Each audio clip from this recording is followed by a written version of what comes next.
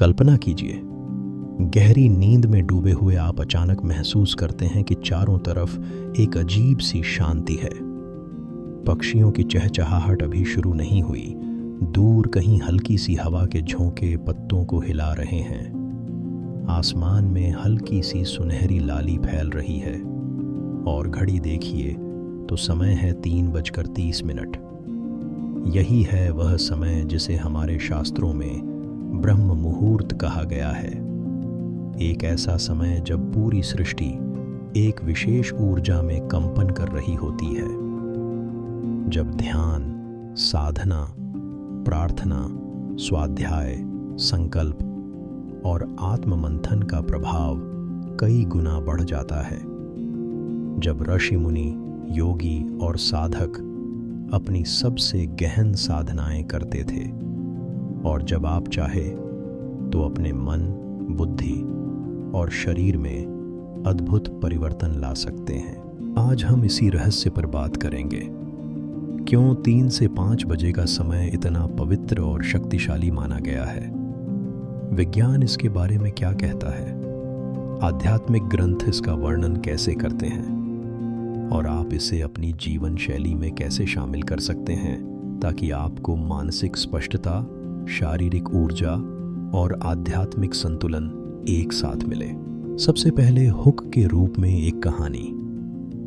महाभारत में वर्णन आता है कि अर्जुन, जो पहले से ही एक महान योद्धा थे, हर दिन ब्रह्म मुहूर्त में उठकर ध्यान करते थे और गुरु द्रोणाचार्य से शास्त्र और अस्त्र विद्या सीखते थे। कहते हैं कि यही आदत उनकी एकाग्रता और अदम्य साहस का रहस्य थी। अब आइए हम इसे 3 भागों में समझें। पहला, आध्यात्मिक दृष्टिकोण। योगशास्त्र और आयुर्वेद में कहा गया है कि सूर्योदय से लगभग 1.5 घंटे पहले का समय, जब वातावरण में सत्व गुण का प्रभाव सबसे अधिक होता है, मन को स्थिर करने और आत्मा से जुड़ने का सर्वोत्तम अवसर है। इसी समय प्राण ऊर्जा और मन की तरंगें एक दूसरे के साथ तालमेल में होती हैं। दूसरा, वैज्ञानिक दृष्टिकोण। नींद चक्र के हिसाब से इस समय हमारी नींद समाप्त हो रही होती है। मस्तिष्क में मेलाटोनिन का स्तर कम हो रहा होता है और कॉर्टिसोल, ऊर्जा का हार्मोन, प्राकृतिक रूप से बढ़ने लगता है। यह वह समय है जब दिमाग सबसे ताज़ा और ग्रहणशील होता है। स्मृति शक्ति और रचनात्मकता अपने चरम पर होती है। तीसरा, व्यावहारिक दृष्टिकोण। इस समय कोई phone call, social media notification या शोर शराबा नहीं होता। वातावरण ठंडा और शांत होता है, जिससे ध्यान या अध्ययन में गहरी डुबकी लगाना आसान हो जाता है। अब सवाल उठता है कि इस समय क्या किया जाए? तो मैं आपको 7 क्रियाएं बताता हूं जो ब्रह्म मुहूर्त को सोने में सुहागा बना देंगी। 1. उठते ही 1 गिलास गुनगुना पानी पीना, जिससे शरीर का डिटॉक्स शुरू हो। 2.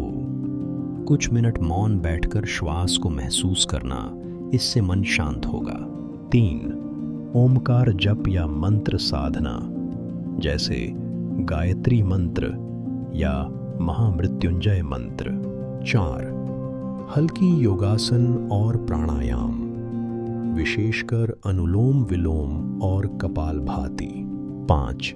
स्वाध्याय, गीता, उपनिषद या किसी प्रेरणादायक ग्रंथ का अध्ययन। 6. अपने दिन की रूपरेखा बनाना और संकल्प लेना। 7. सूर्योदय के समय सूर्य नमस्कार और आभार प्रकट करना। यह सब करने से आपको सिर्फ आध्यात्मिक लाभ ही नहीं, बल्कि मानसिक मजबूती, एकाग्रता और शारीरिक ऊर्जा भी मिलेगी। कई लोग कहते हैं कि हम रात को देर से सोते हैं, सुबह जल्दी नहीं उठ सकते, लेकिन अगर आप सिर्फ 21 दिन इस आदत को अपनाएं तो आपका बायोलॉजिकल क्लॉक खुद ब खुद सेट हो जाएगा और आपको लगेगा कि यह समय सोने से ज़्यादा कीमती है। प्राचीन ऋषियों ने ब्रह्म मुहूर्त को भगवान से जुड़ने का गोल्डन आवर कहा है और आधुनिक न्यूरोसाइंस इसे पीक ब्रेन परफॉर्मेंस विंडो मानता है। अब यह आपके हाथ में है कि आप इसे सोने में गंवा देते हैं या जाग कर अपने जीवन को नया मोड़ देते हैं। याद रखिए, दिन का पहला घंटा आपके पूरे दिन की दिशा तय करता है, और अगर यह घंटा ब्रह्म मुहूर्त में बीतता है तो आप न सिर्फ दिन भर ऊर्जा और स्पष्टता महसूस करेंगे, बल्कि धीरे धीरे आपके व्यक्तित्व में एक चुंबकीय आभा आ जाएगी। तो आज से ही एक संकल्प लें।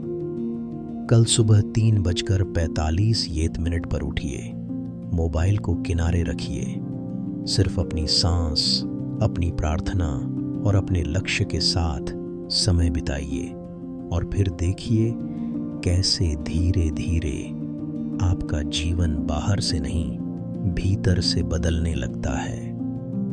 अगर आप इस परिवर्तनकारी आदत को शुरू करने जा रहे हैं तो नीचे कमेंट में मैं तैयार हूं लिखिए।